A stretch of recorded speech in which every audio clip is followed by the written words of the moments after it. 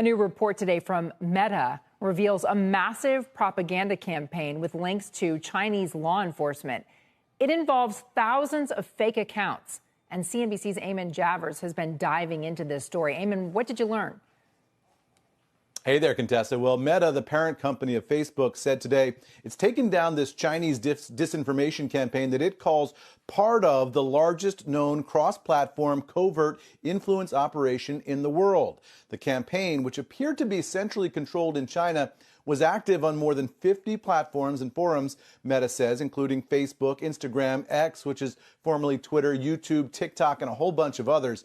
The campaign generated positive commentary about China and promoted criticism of the United States and Western foreign policy generally. Meta says it's taken down more than 7,000 Facebook accounts and 954 pages related to this Chinese campaign, which they say has been going on since at least 2019, and it's known in the security community as, quote, spamiflage. But Meta says the spammy nature of this operation meant it didn't really have as much real-world impact as its huge scale would suggest. These operations are big, but they're clumsy. And what we're not seeing is any real sign that they're building authentic audiences on our platform or elsewhere on the internet. So, for example, Meta said some of the accounts appear to have been purchased in bulk from third-party countries like in Vietnam and Bangladesh.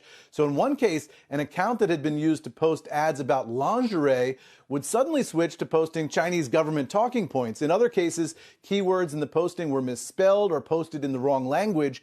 So it's not likely that a lot of people were really fooled by this. Still, Meta says it's important to jump on these cases to understand how they work and to limit their influence overall. And in one sign of just how fast these campaigns can move, Meta says that within 24 hours of the launch of their new Twitter competitor Threads, they spotted and removed accounts related to a known disinformation operation. So these things jump fast, Contessa. Well, it sounds like Meta is really jumping on the bandwagon, making sure that it gets credit for going in and cracking down on misinformation, which, of course, it has come under fire, not just from the United States, but from many countries for not doing soon enough and to a degree that prevented influence.